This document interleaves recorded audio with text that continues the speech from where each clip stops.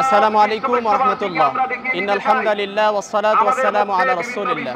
প্রিয় দেশবাসী, মিডিয়ার কল্যাণে যারা দেখছেন, আপনারা অনেকেই জানেন ফিলিস্তিন যে নির্যাতিত নিপীড়ন চালাচ্ছে, ফিলিস্তিনে যে আগ্রাসী ইসরায়েলরা এবং আমাদের মুসলিম ভাই বোনদেরকে হত্যা করছে, সেই হত্যার প্রতিবাদে মার্চ ফর গাজা শিরোনামে ঢাকার সোহরাওয়ার্দী উদ্যানে বিভিন্ন প্লেস থেকে আমরা মিছিল নিয়ে এখানে উপস্থিত হয়েছি।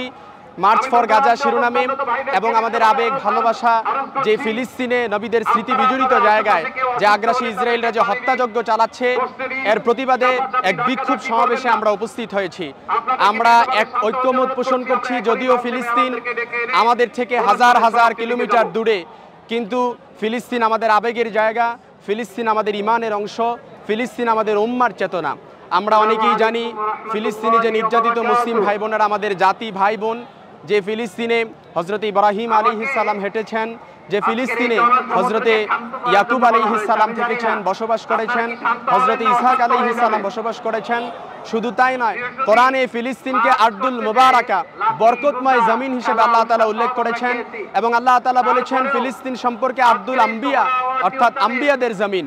এজন্য ফিলিস্তিন এটা শুধুমাত্র ফিলিস্তিনিদের ইস্যু নয়, এটা সারা বিশ্বের মুসলমানদের ইস্যু, সারা বিশ্বের মুসলমানদের ইমানের জায়গা।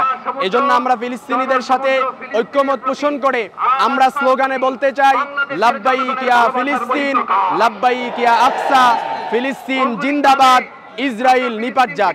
আমরা সবাই ফিলিস্তিনিদের সাথে ঐক্যমত আছি তো ইনশাআল্লাহ? আমরা